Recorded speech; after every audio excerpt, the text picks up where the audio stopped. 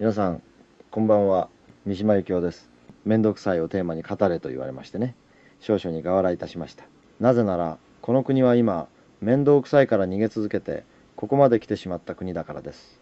そして今度は、面倒くさいを面白がる生き方、などと、なかなか気の利いた看板を掲げている。面白い時代になったものですね。まず申し上げておきたいのは、面倒くさいを面白がるという感覚そのものは、私の美学にかなり近いということです。筋トレも古典の素読も武士道も恋も創作も全部まとめて鉄頭鉄尾面倒くさい。ただ、その面倒くささの中にしか本物の密度、本物の快楽、本物の絶望、本物の美は生まれないと私は信じておりました。ですから、面倒くさいことをあえて楽しむと若い人々が口にし始めたのは非常によろしい傾向です。ただし、条件付きでです。問題はその面白がり方がどこまで本気かというところにあります。最近は手間のかかる趣味に飛びつく若者が多いらしいですね。手縫いの革細工だとか、古いカメラだとか、フィルムだとか、紙の手帳をわざわざ使うだとか、効率だけを崇めてきた社会への細やかな反逆のようにも見える。そこまでは大変結構です。しかし私は少し意地悪な質問をしたくなります。それ本当にめんどくさいところまで行ってますかと。飽きるまでやってから面白がってますかと。めんどくさいというのは単に時間がかかる、手順が多いという意味ではありません。自分の弱さと、才能のなさと、退屈さと、凡庸さと、そして時には救いのなさをまざまざと見せつけてくるもの。それが本物のめんどくささです。小説を書くのはいつだってめんどくさい。自分の中から醜いものばかり出てくる。書けば書くほど自分が浅いことがバレていく。筋トレだって同じです。鏡の前でポーズを決めている時間より、誰にも見られないところで汗と息だけがやかましい時間の方がはるかに長い。その孤独な時間の積み重ねをなお面白いと言えるかどうか。そこが勝負どころです。今流行している面倒くさいを楽しむは、多くの場合、程よく手間のかかる自分を演出して共感を集めるための道具になっていないでしょうか。自分の葛藤やコンプレックスや過去の失敗を少しだけ切り取ってみせて、私も大変なんですと言い合う。そこにぬるい温泉のような安心感が生まれる。めんどくさい自分を肯定するなどという都合の良い標語まで用意されているようですね。ですが、そこには重大な罠があります。肯定する前に本当に向き合いましたか？本当に格闘しましたか？刀を抜く前からこの戦い、私らしくていいよね、と自己肯定しているようなものです。それは武士道ではなく温泉道です。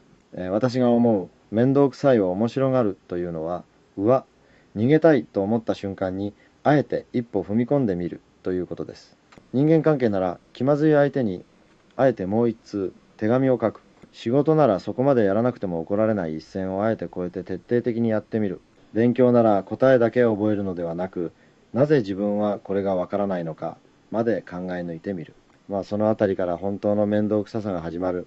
そこを笑って引き受ける覚悟があるかどうかです。効率だけを基準に生きている人間は、結局自分の人生の主導権を効率という神様に明け渡しているに過ぎません。結果だけがよくしければ、いずれ機械の方が上手にやる。人間の価値は非効率なこだわりと無駄な反復に宿るのです。私が命を懸けてまでこだわったものは、効率から見れば完全に無駄でした。国家や伝統、美学などというものは、即座に役に立つものではありません。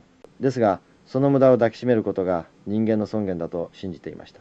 皆さんにそこまでの無駄をやれとはもうしません。しかし、自分の中に一つぐらい、あえて面倒くさくしている領域を持ってみてはいかがでしょうか。例えば恋愛。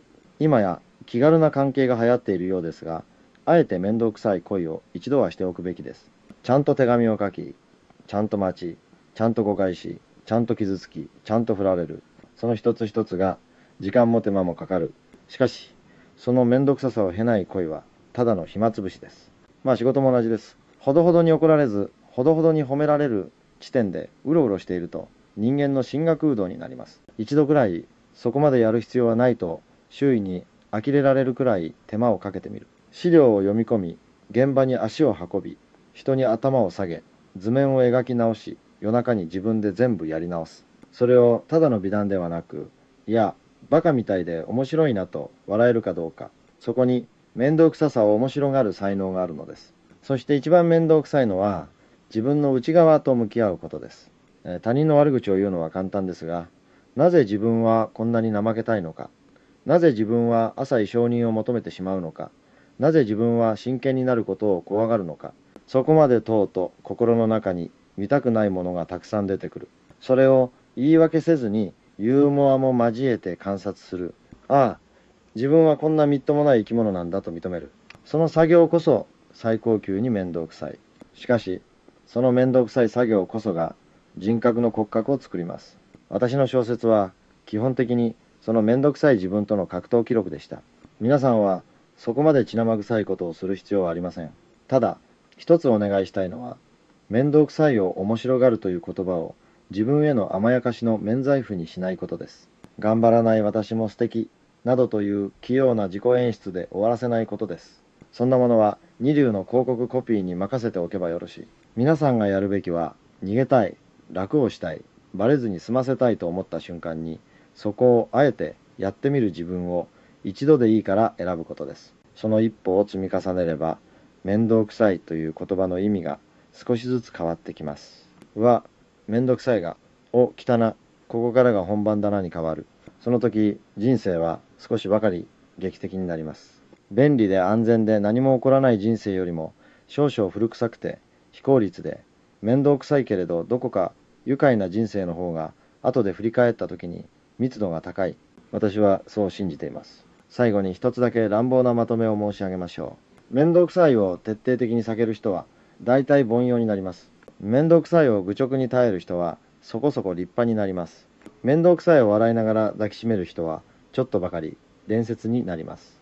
皆さんには、ぜひ3番目を狙っていただきたい。どうせ生きるのも死ぬのも面倒くさいのですから、それなら面倒くささごと面白がってしまいましょう。